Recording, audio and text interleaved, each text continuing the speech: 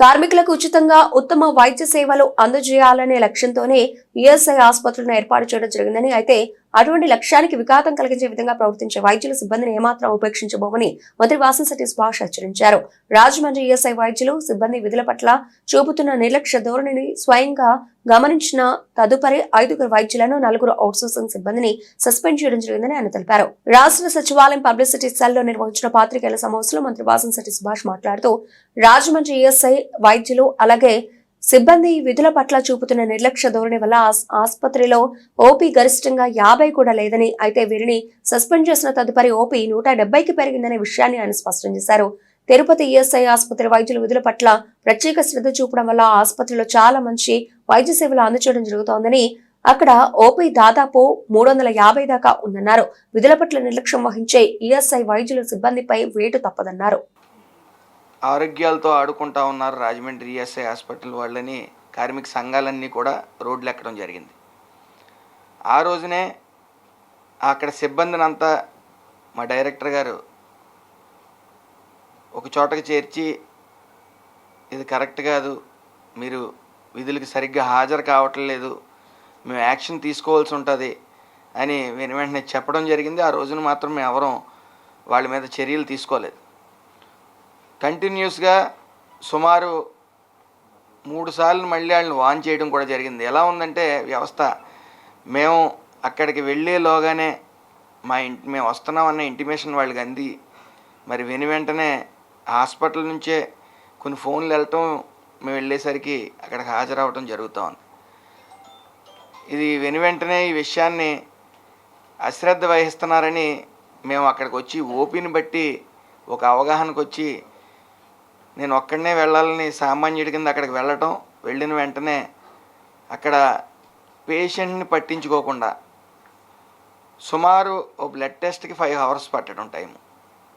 అదేవిధంగా అక్కడ మీరు ముఖ్యంగా గమనించవలసింది 36 నుంచి 50 మించి ఈ మధ్యకాలంలో అక్కడ ఓపీ, అంతకు మించి ఓపీలు అక్కడ నమోదు కావట్లే. అది గమనించి మేము సడన్ రైడ్కి వెళ్ళినప్పుడు చాలామంది అక్కడ ఇంకా మేము వెళ్ళిన టైంకి 10 నిమిషాల ముందే వచ్చారు.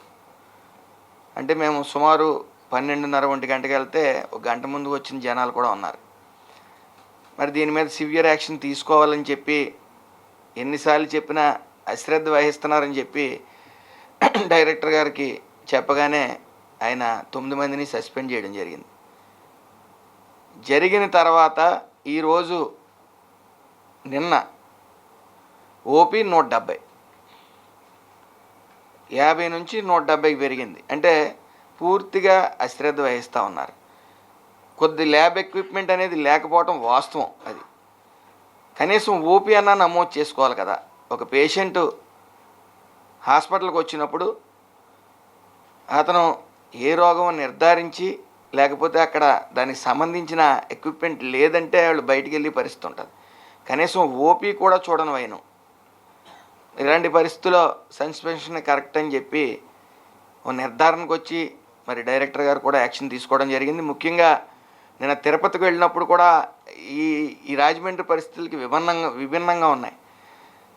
అక్కడ ల్యాబ్ ఎక్విప్మెంట్ పనిచేయకపోతే ఆ సూపరింటెండెంట్ సుమారు 4,60,000 రూపాయలు సొంత డబ్బులు ఖర్చు పెట్టి, తర్వాత పెట్టుకుందాం బిల్లు అని చెప్పి సొంత ఖర్చు పెట్టి సుమారు గత 10 ఇయర్స్ నుంచి లేని విధంగా 350 ఓపీలు నమోదు చేయడం జరిగింది. ఎప్పుడు కూడా తిరుపతిలో 350 గత 10 రోజుల క్రితం 350 ఓపీలు నమోదు చేసుకోవడం జరిగింది.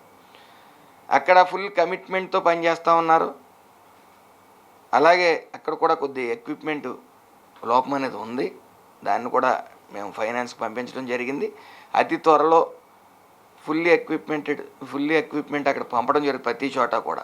అలాగే డిస్పెన్సరీస్ సుమారు 96 డిస్పెన్సరీస్ ఉన్నాయి. అంటే 78 డిస్పెన్సరీస్ ఆల్రెడీ ఉన్నాయి, 18 కొత్తగా ఇవ్వాల్సి ఉన్నాయి. అందులో కూడా నిర్లక్ష్యం వహిస్తూ ఉన్నారు.